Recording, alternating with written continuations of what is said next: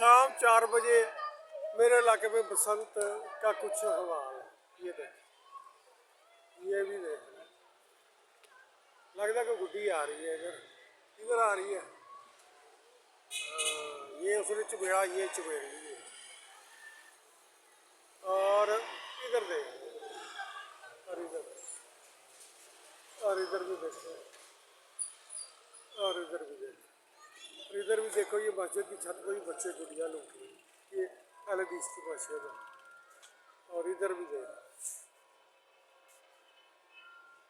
और इधर भी देख।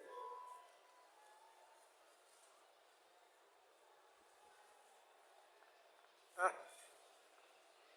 और इधर मैं ही होता हूँ मुझे तो असल में वीडियो बनाने का मकसद ये होता है कि देखे 25 साल बाद ये बसंत हो रही है, तो आज कुछ लग रहा है कि कुछ गुड्डियाँ उड़ी हैं, गुड्डियाँ आ रही हैं। कल लोगों ने ना असल में ना सिर्फ मज़े लिए उड़ाने के, आज ये पीछे कर रहे हैं तो गुड्डियाँ कट रही हैं, लोग लूट रहे हैं। और कल जिन जिन के बाद जो जो भी होगा ना वो सब ख़त्म कर देंगे, क्योंकि उसके बाद ये मेरे ख्याल कौमी मुजरम बन जाएंगे। तो मुजरम बनने से बचने के लिए वो जो कुछ भी है सब ज़ाया कर देंगे। तो ये था देखे जी बसंत का कुछ हालो हवाल। मैं भी ऊपर आया हूँ, और याद रखे मैंने बसंत की कोई छुट्टी नहीं की।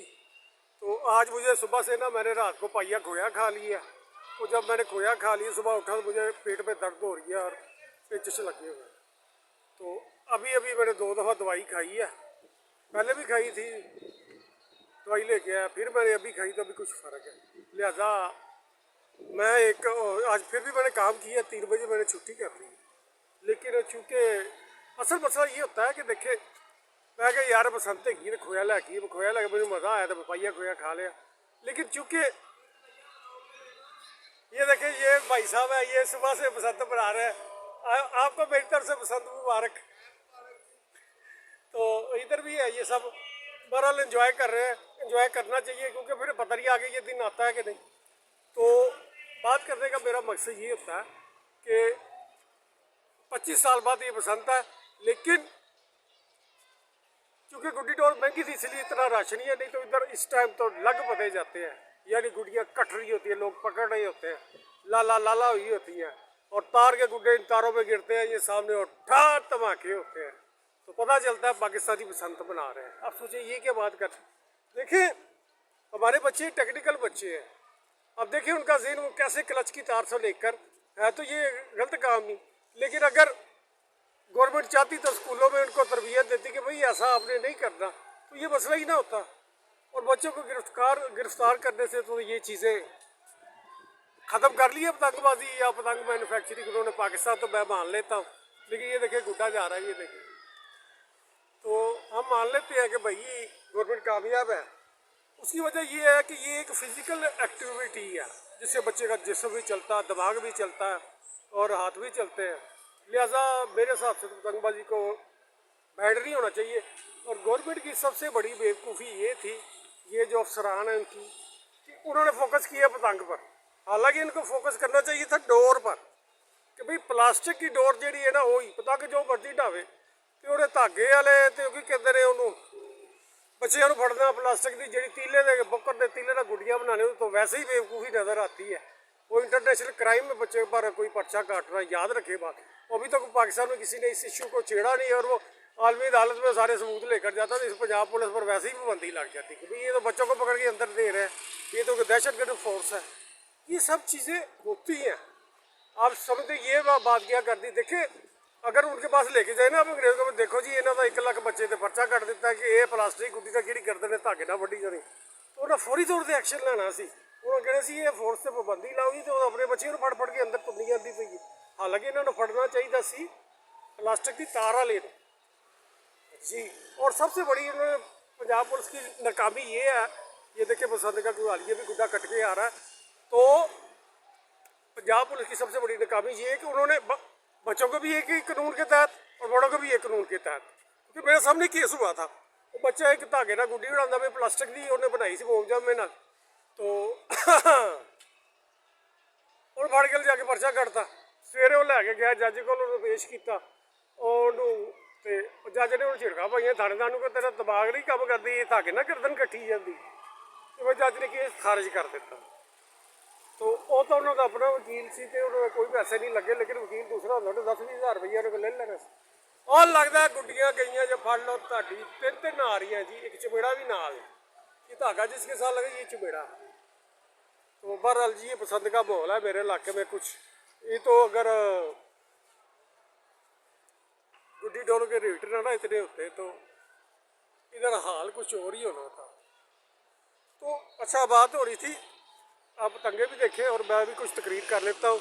और ये देखें, देखिए असल मसला ये था कि इनको फोकस करना चाहिए था सिर्फ डोर पर, इन्होंने फोकस किया पतंगबाजी पर। हालांकि पतंगबाजी तो समझ लें कि सारे पास तो मुजरम नहीं होते, इनका फोकस ये होना चाहिए था भाई डोर जिथे बनती है, डोर जो बनाता है तो डोर जो मटीरियल बनती जो डीलर ने वो मामला भी खत्म हो जाता। नहीं समझे बात, और उन्होंने कह डीलर प्लास्टिक दाना होंगे है ना, ये दाना होंगे जिन्होंने धागा बनाते हैं, उन्होंने कह दें कि भाई तुम ये जिन्होंने ये दाना देना उन्होंने कहना लिख के दे के भाई तू डोर नहीं बनाएगा तो मामला ऑटोमेटिकली सॉल्व हो जाता। फिर बाहरों स्मगलिंग का माल सी तो यानी ये डोर और गुड्डी अब मेरे हिसाब से इनको इजाज़त देनी चाहिए, क्योंकि इससे उनको लाखों का रेवेन्यू मिलेगा, मशहूर दुकानों पर मिलेगा, तो ऑटोमेटिकली कुछ नहीं होगा।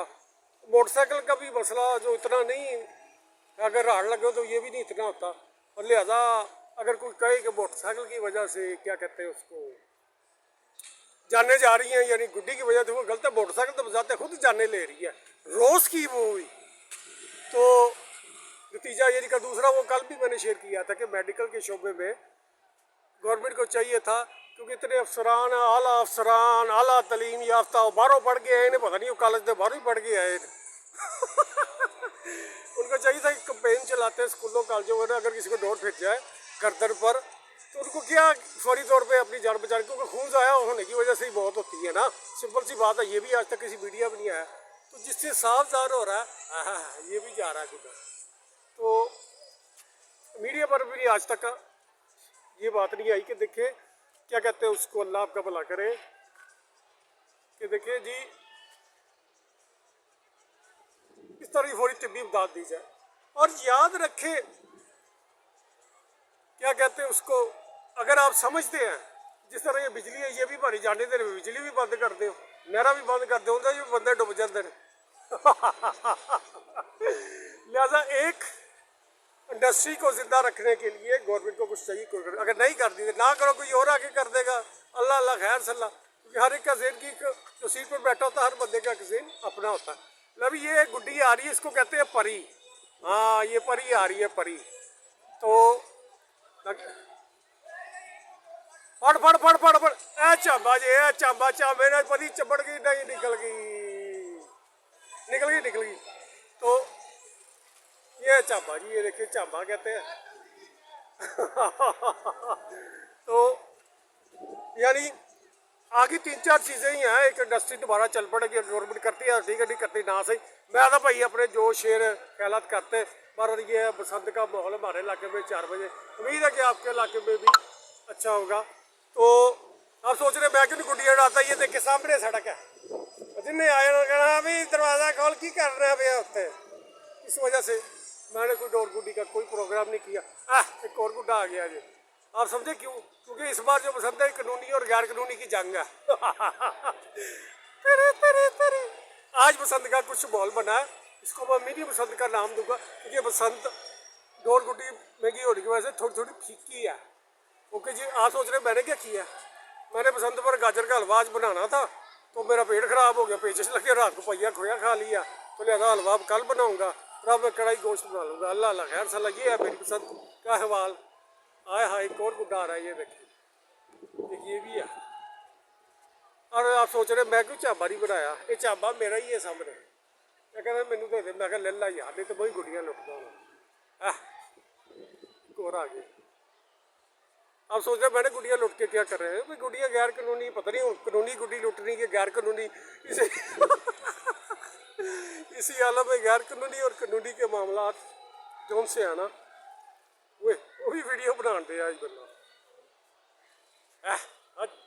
ऐसी भी तैसी कोई नहीं जानते नहीं, एक नुकता जी का ना ही भूलना। ओके जी, अल्लाह हाफिज़। ये देखिए बसंत चल रही है हमारे इलाके में, और इधर मैं ही होता हूँ हमेशा की तरह।